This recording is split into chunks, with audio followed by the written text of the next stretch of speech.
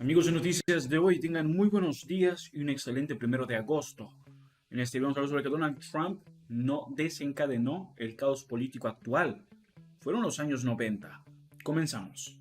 Donald Trump no desencadenó nuestro caos político actual. Fueron los 90 años. En When the Clock Broke, cuando se rompió el reloj, John Gans revela qué pasó en esa década tras el fin de la historia de Fukuyama, como el vacío ideológico dejó a los Estados Unidos vulnerables a la corrupción y a las conspiraciones. En 1992, el teórico político Francis Fukuyama declaró célebremente el fin de la historia. La Unión Soviética había implosionado y la democracia liberal parecía triunfante e invulnerable. El plácido nuevo mundo que surgía podría resultar decepcionante. Fukuyama profetizó que estaría desprovisto de la lucha ideológica que suscitaba audacia, valor, imaginación e idealismo, pero al menos sería tranquilo. Por desgracia, los años 90 no fueron tan tranquilos como Fukuyama predijo.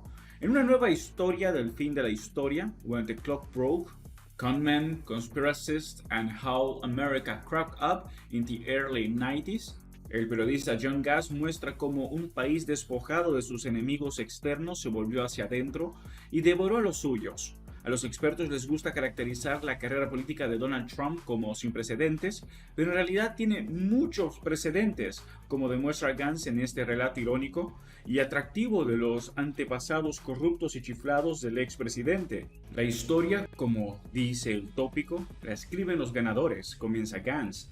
Pero esta es la historia de los perdedores.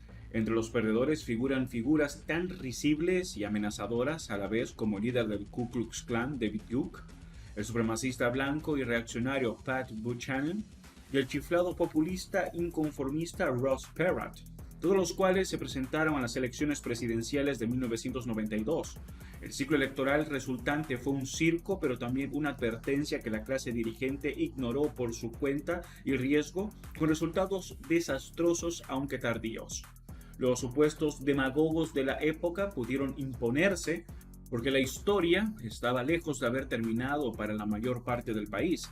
Mientras las élites se felicitaban por haber ganado la Guerra Fría y seguían llevando a cabo sus negocios burocráticos como de costumbre, las clases trabajadoras sufrían. 8 años de Reaganomics habían producido desigualdades catastróficas. Los ingresos medios del 80% de las familias estadounidenses disminuyeron entre 1980 y 1989, mientras que la quinta parte de los estadounidenses con más ingresos experimentó un aumento de casi el 50%. Escribe Gantz. Mientras tanto, los empleos que habían sido pilares para gran parte de la población se desvanecían rápidamente. El trabajo manufacturero desaparecía como consecuencia de la desindustrialización y los puestos administrativos de cuello blanco apenas eran más viables. En toda la América Central, los agricultores familiares luchaban por competir con la gran agricultura.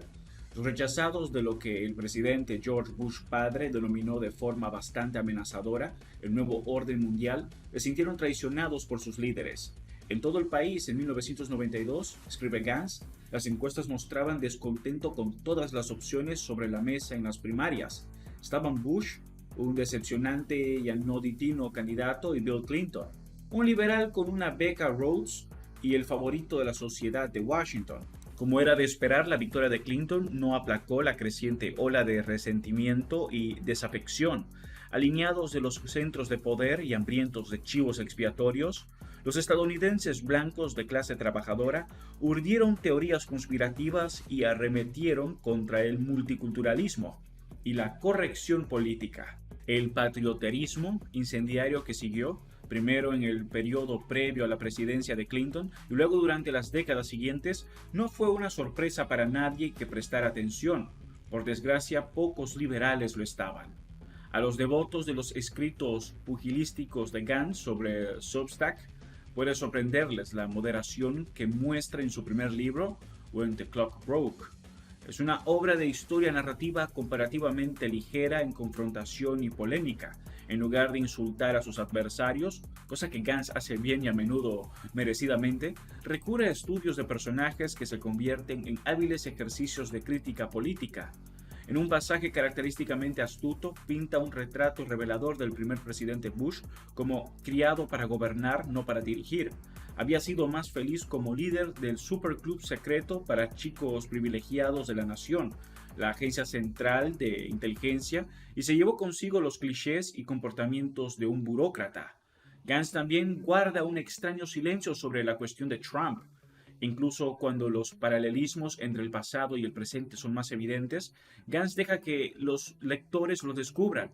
Sin embargo, aunque sus afirmaciones sobre la América actual son en gran medida implícitas, When the Clock Broke es mucho más perspicaz en el tema del ascenso de Trump que la mayoría de los escritos que pretenden abordar la cuestión directamente. El nativismo agraviado del 45º presidente es menos desconcertante, aunque no menos alarmante cuando se trata como parte integrante de una antigua tradición estadounidense. Por supuesto, algunas de las obsesiones que se apoderaron del país a principios de los 90, por ejemplo el temor a la hegemonía japonesa, parecen casi pintorescas en retrospectiva, pero otros temas siguen siendo incómodamente familiares. Tanto Duke como Perot se presentan a sí mismos como víctimas de los perjuicios de los principales medios de comunicación contra los conservadores y los librepensadores. Es como si la clase dirigente cerrara filas para impedir que un independiente se abra paso, dijo Duke a un periódico cuando le preguntaron por qué era tan impopular entre la prensa. Un panfleto a favor de Duke lo caracterizaba como un David moderno contra los Goliaths del dinero, el poder, los medios de comunicación y la corrupción política. Buchanan, con mucho el más influyente y ominoso de los sujetos de Gantz, anticipó lo peor del culto MAGA cuando habló de un nuevo nacionalismo y propuso construir un muro en la frontera. Fue él quien popularizó por primera vez el término guerra cultural. Guerra cultural fueron sus palabras exactas. ¿Y quién más alto gritó el viejo grito de guerra de los aislacionistas? América primero. Quizás lo más reconocible, perdurable y condenable fue un nuevo estilo político, un descarado empeño en cortejar el escándalo y el espectáculo. Si el mayor de los Bush era un tecnócrata formal, más cómodo trabajando entre bastidores, los nuevos y llamativos populistas de Gantz prosperaban bajo los focos, primero eran artistas y luego políticos. Quien quiera gobernar el país tiene que entretenerlo, escribió Saul Bellow cerca del comienzo de su novela del 2000, Rebelstein. Este es un principio que Duke, Buchanan y Perot captaron a la perfección. Al igual que los republicanos MAGA de hoy, fueron tolerados, incluso consentidos por los periodistas liberales precisamente porque eran irresistiblemente escandalosos. Los que piensan que Trump es el único absurdo han olvidado los chistes sexuales de Duke y sus ataques de risa nerviosa, o a los acérrimos seguidores de Perot que esculpieron un busto de yeso de 2,5 metros de su héroe. Puede que estos candidatos improbables fueran ridículos y bufonescos, pero no por ello dejaban de ser siniestros. Bush y otros miembros respetables del Partido Republicano habían coqueteado durante mucho tiempo con el resentimiento y la animadversión raciales, escribe Gantz, pero por fin empezaban a darse cuenta de que no podían controlarlo. Los republicanos de la corriente dominante habían calculado mal, desatando fuerzas oscuras que ya no eran capaces de contener. Exaltaban débilmente la decencia y el civismo mientras los márgenes y luego el centro de su partido se arrastraban hacia el extremismo.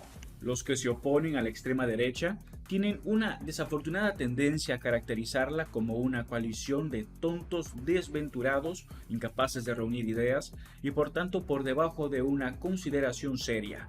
Gantz sabe que no debe adoptar este enfoque condescendiente e intelectualmente deshonesto. En su lugar aborda la beligerancia reaccionaria con el rigor adecuado y el desprecio moral apropiado.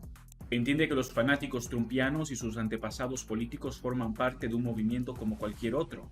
Algunos de ellos son oportunistas y responsables, pero otros son pensadores con una ideología coherente, aunque repugnante, una ideología que han estado predicando abiertamente durante décadas.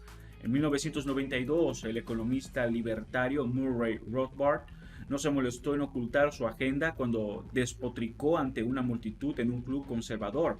Con Pat Buchanan como líder, romperemos el reloj de la socialdemocracia. Derrogaremos el siglo XX. Los escritos del columnista supremacista blanco Samuel Francis, colaborador durante mucho tiempo de las publicaciones de extrema derecha Chronicles y Washington Times, son otro ejemplo. y Gantz hace bien en leerlos con atención. La derecha, sugirió Francis ya en 1992, necesitaba una fórmula política y un mito público que sintetizaran la atención a los intereses material económicos ofrecida por la izquierda con la defensa de la identidad cultural y nacional concreta ofrecida por la derecha. El éxito de Trump con esa fórmula se hizo esperar. Para predecir el final de la historia, solo había que escuchar a sus profetas. Eso es todo por ahora. No olviden comentar y suscribirse. Hasta el próximo video.